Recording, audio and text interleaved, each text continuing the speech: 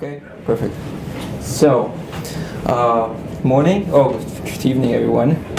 So, my name is Diar, and I'm working as a data scientist at LMC. And the aim of the talk is mainly about giving you a short overview about what we do and how we do it. Basically, how we apply data science in order to improve our products and to improve the experience of our customers, so basically all our users. So in our case, data science is mainly about getting new perspective on the data. We try to view the data in a way that it can help us with our goal, or basically the goal of the whole company. And the goal is to basically help any people to find a job that they would enjoy. But we can't present all the people the same job or the same options, since every person is a unique being and every person has different requirements or needs.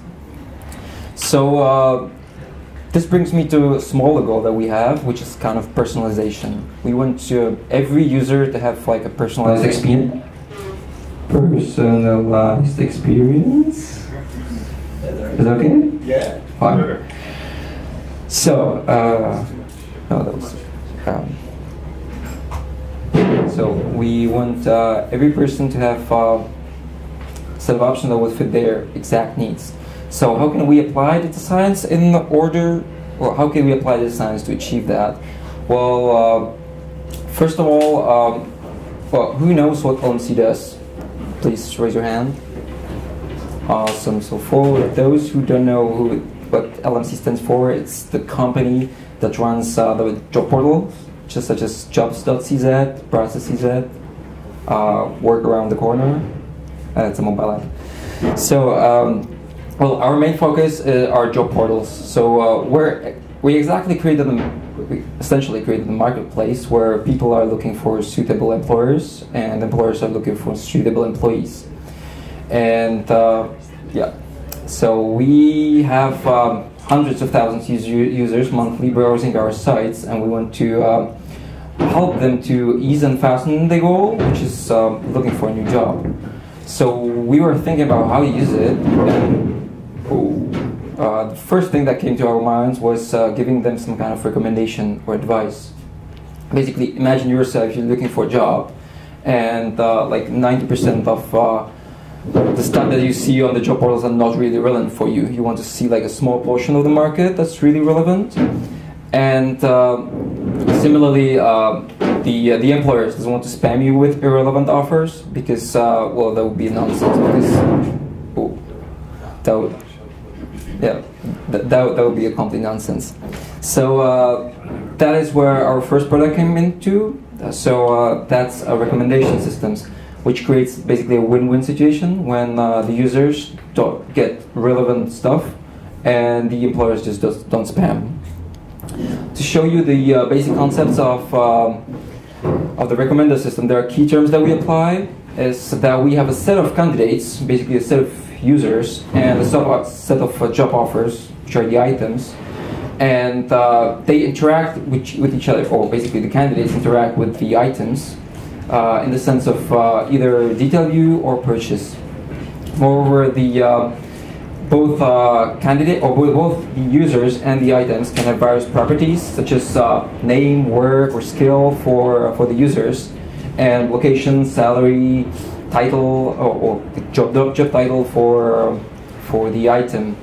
And based on these key terms, there are two major approaches that are applied with respect to recommender systems. They're either content-based approaches or collaborative filtering approaches. The content-based approaches are based on matching the properties of both items and users, and if they match together, they rank highly than those that do not match. The drawback of this approach is, however, that you need to have, the approach is domain specific. So if you have one kind of domain, you cannot easily transfer it from one to each other. Moreover, you have to store all the sensitive data about the users. So we went the way with the collaborative filtering in the beginning, which only needs to know the interactions that are basically between the users and the items. So it doesn't matter what your domain is. it can be cars, rentals, I mean, dating sites, anything, and the system will basically adapt to the domain. Moreover, it's language independent, so it doesn't matter whether it's in German, French, I mean, Czech, English, doesn't matter, because it only needs to know the interaction between unique users and unique items. So the key idea is basically that the system learns the requirements or the needs of the users from a huge amount of interactions. Well, to say it like a simple way, it's as in real life, if you're looking for some kind of recommendation or advice, you tend to ask somebody who you know shares the same opinion or the same like perception of the world. So what did I want to say? Sorry. The opinions and the in the sense of the recommender systems are represented by the interactions. So they can be either explicit, as you rate stuff on eBay with the stars, or they can be implicit, where you detail view or you add stuff to your cart or you purchase something, where you don't really intentionally interact with the system because it gets the feedback that how you behave on this around the site or in the system. So when you connect the users and the items, you have a graph that looks like this, where the 5 emojis over there are the candidates or the users, and the 7 sticky papers on the bottom are the items, the job offers. You can see that the graph are only linked in the graph. There's only linkage between the candidates and the items. Let's say we want to recommend our user something, and we know that he has interacted with these 3 items. So then we take a look what kind of users are behaving, or behaving in the same manner that the user has. So we have these 2 users that have interacted with similar items, and obviously there's going to be some other items that the user hasn't interacted with. Well, our user over there, the yellow one. And these are most likely candidates to be, or most likely items to be for recommendation. And these 2 users, or the users in general, are creating some kind of like a neighborhood because they're similar to each other. And we call them neighbors because they resemble, or they share the same space within the graph. So they resemble neighborhood as in real life, as with your neighbors. Similarly, if we swap the task around, we can find items that are similar to each other, and they also create a neighborhood in themselves. So if we want to recommend something, we take a look at the neighborhood, and we see that these 3 items are most likely to be most relevant for our user. Or we can swap the task around, and if he's viewing a particular item, we can recommend him some other items that are similar to the one that he has been viewing. Obviously this graph looks really trivial because it's a toy example, but in general we have like millions of users and thousands of interactions, which is great because it makes the approach resistant to outliers because it averages the opinions. On the other hand, it makes it really hard to maintain because of the computational power and the memory that it needs. Well, that's the second part of our work, which is then, while the system running, we try to investigate somehow to find which kind of data is most relevant for the algorithm and which data is obsolete or relevant, so we just don't overload the system with those. And I suppose that's the end of the first part, which was the recommended system. I was thinking about showing an example, but I'll leave it to the end, and I'll swap to the second part of the work. So once we had the system running, we realized that the personalization is excellent choice, but it's kind of general because if you want to have more direct recommendation, you need at least something to know about the users, and I mean some kind of like background or skill. And what's wonderful is that all this stuff is present in the curriculums, which are however in written form, which is really hard to understand by the computer. In order to get that, it's necessary to understand that the computers are really great at numbers, tables, equations, but they perform really badly when it comes to easy tasks that are good for people. I mean, like you look at the image and you immediately understand that there's building or tree or what's in the image.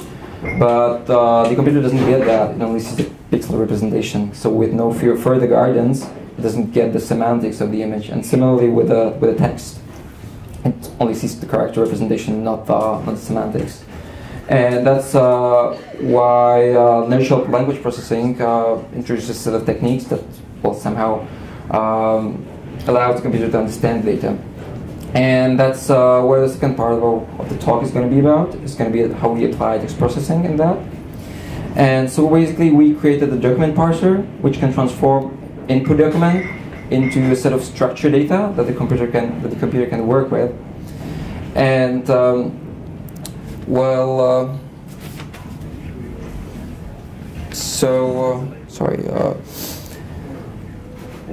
we have created a document parser that can adapt to any kind of document type in any language, only due to advanced ability to learn from examples. So right now we have a document parser that can transform documents in Czech language that are of somehow like curriculums or job offers. But we're currently thinking about we're planning to incorporate other languages throughout the year as well. And what the system has are inputs and outputs. So the inputs are formed of various curriculums that you can see on the left, and you can see that all the curriculums look really different. There's a large variety on the inputs. And what it takes is basically any kind of text format. I mean, like Microsoft Office formats, PDFs, text files, anything. And it transforms this large variety of inputs into small variety of outputs. So you get a structured data, which is uniform and normalized. And by structured, I mean that we know that which part of the text belongs to name, surname, address. And by uniform, I mean we always get it in the same manner with the output. So it doesn't matter whether the person writes in the curriculums that, I communicate well, I'm communicable, I have communication skills. The output will always be tagged communication skills. There are entities that it normalizes, which are name, surname, address, work experience. So what happens in between the inputs and outputs? That's how the document parser works. It's basically it goes from the biggest part of the text. It takes the entire document and transforms it into plain text that you can see on the right. So we get rid of all the layouts, color scheme, all the font stuff that is there, and we focus only on the text. So once that is transformed, we can detect the language and document type, because we are interested only Czech language, and we want only curriculums and curriculums and job offers in Czech language, basically. So what is done is that if you imagine a news article about traveling, it's mainly going to you're basically going to find words like beach, forest, bus, plane, or anything.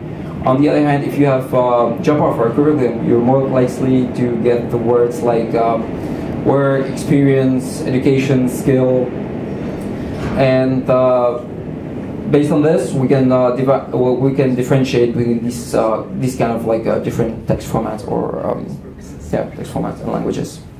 So once we have the correct document types and correct language, the document parser takes a look at the entire text and splits it into sections. So we have section for personal stuff, education, work experience, and skills.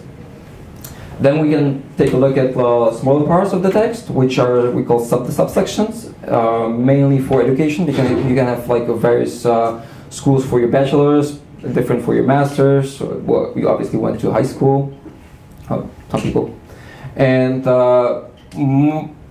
more likely it's going to be for the work experience, because people tend to work in different companies. Not really everybody spends the whole lifetime in one company. So then we take a look at the smaller parts, which are the entities, And we have various labels for name, surname, address, email. Then we have how long people stay in some job or in some school, what kind of field was that, in which school. Then it can extract what how long have you been in one company under like one job title. And it can differentiate between various skills and their levels, language skills and their levels, interests and hobbies. And once all this stuff is labeled, the entities are resolved so that they're always written in the same manner.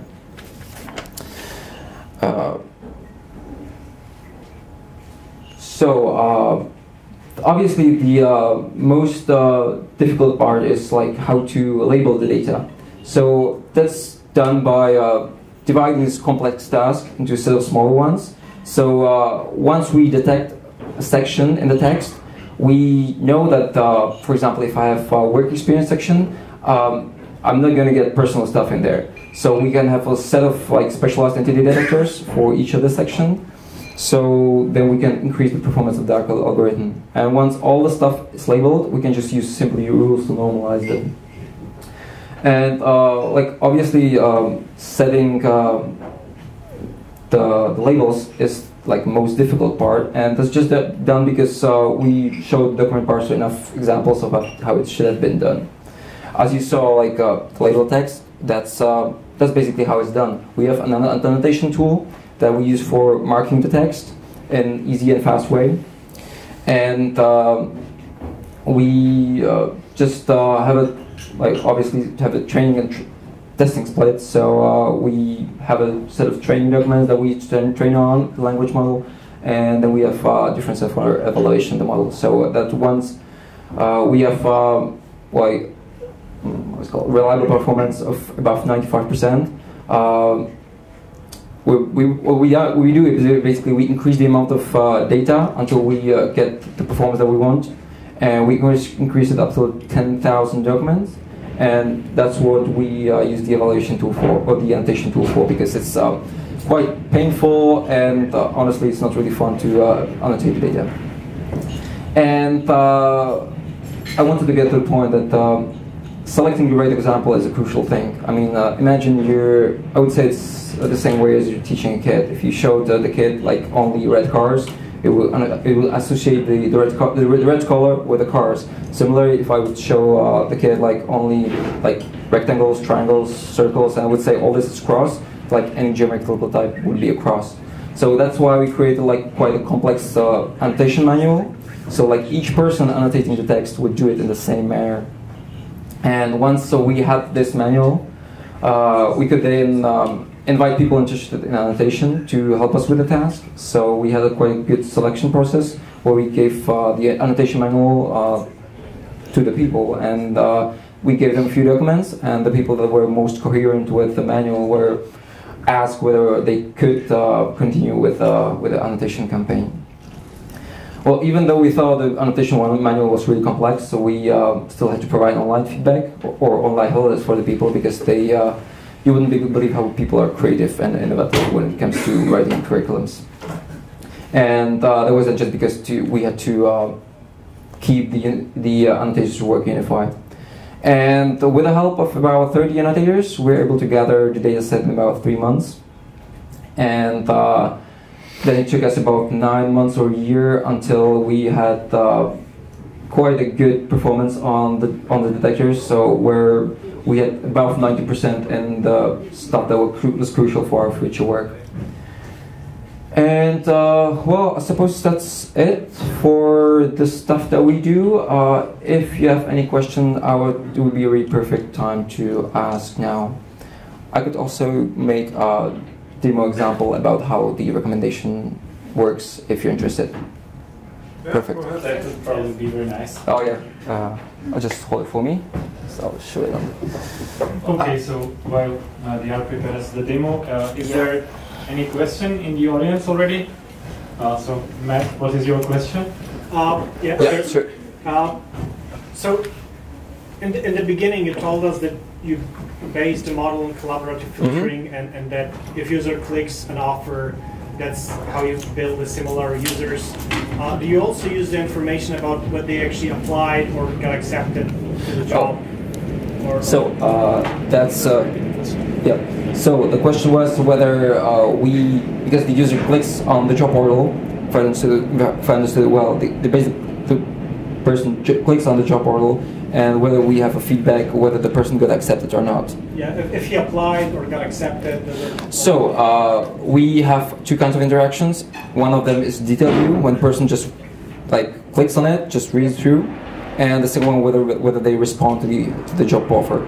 So we have a different set of weights for the detail views because that's less important stuff for us, but we want to have more of the responses because so that we have higher value for that, but we don't measure whether the person got accepted. And do you measure how long they stayed on the detail or whether they scroll down? Yeah, we measure how like interesting the page is for the user. So the more time they spend on it, at least like because the problem is that people in HR sometimes like write job titles are not really what the position is about. So that happens when like person like gets into and it reads it for 2 seconds and says, oh, it's a different job, so let's just go away. Yeah, so we measure that. Thanks. I'll just show you the examples. Any other question? Oh. Okay, so over there probably. Sorry. How do you solve the cold start problem? Yeah, that's we had a problem with that, and right now we're thinking about because now we have we have at least some information about the users because so we have the document parser, so we can use like a background information to at least set up something. So you upload your CV and then machine learning. You can have like upload your profile, create a landing page where you search not by like query, or you can search by it's like a future work, but we could like upload your CV and then you get like responses for that. Yeah. So may I ask, have you tried something like more complex than collaborative filtering? Like it's kind of the question that was there before. If you have like the number of the attributes, you can train the recommendation system or like the neural network based on where to like Yeah. Well, we are still in our backlog, and we have still haven't had time to get through that. No, I wanted to ask because sometimes you do something like much more complicated, but the results are not much better than the collaborative filtering. Actually, I was at the conference last week, or yeah, it was 2 weeks ago, and basically the best paper that won the whole conference was about like are we really making much approach with the neural nets so yeah, that was kind of funny. I'm sorry. Like, so how do you measure whether the recommendation work or not? Oh, so basically we have a log, like how user clicked, and if we send a recommendation, and in the session log in like 5-10 minutes we find out that the people responded or did at least detail view something, we count it as like good what's it called? Like a performance.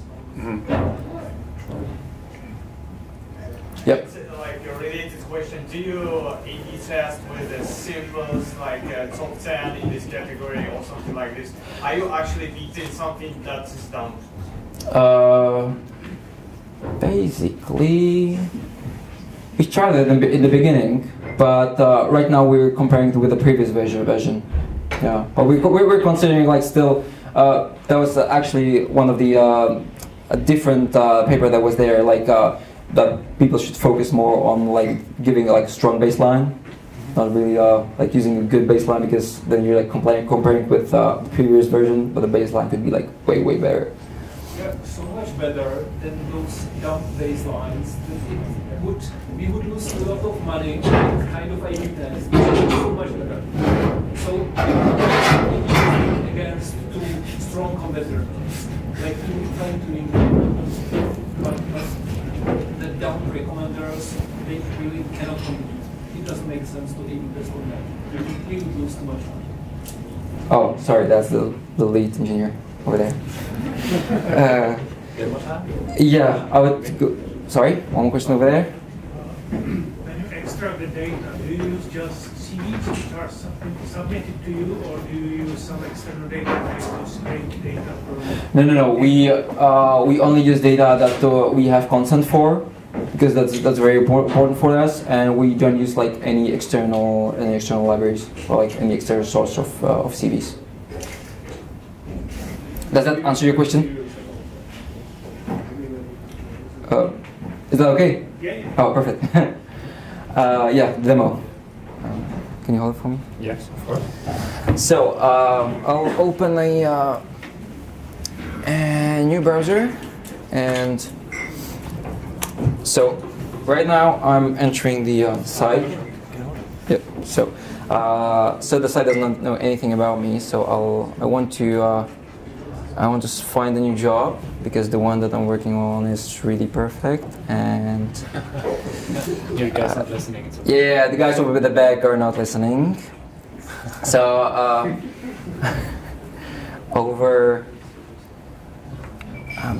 so over here you have because that's the problem with the cold start, that the system doesn't know anything about me, so it will basically recommend like most popular stuff.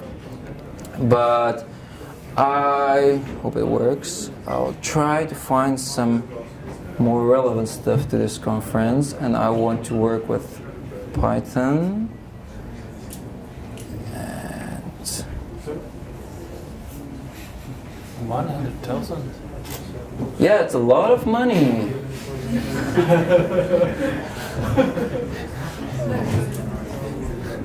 So if anybody's interested, there's going to be a lot. So there's still the most popular stuff, but if I click on the second page, I can see that there's a lot of like other stuff about Python developers. And what's great about the system is that it doesn't care, like it doesn't know what the Python is, it doesn't know what like Python developer does, but it knows like what I'm searching for, and still it like finds relevant stuff for me, even though there was like 3 responses to the system, and even with that it recommends me like 3 other stuff that's relevant to Python, even though it doesn't know anything about it. So, are there any questions? Okay, over there. Speaking about Python, how much of the engineering in the backend is made in Python? Oh, all of the stuff is made in Python. Well, great. If you have any other questions, I'll be around. Just ask. Thanks.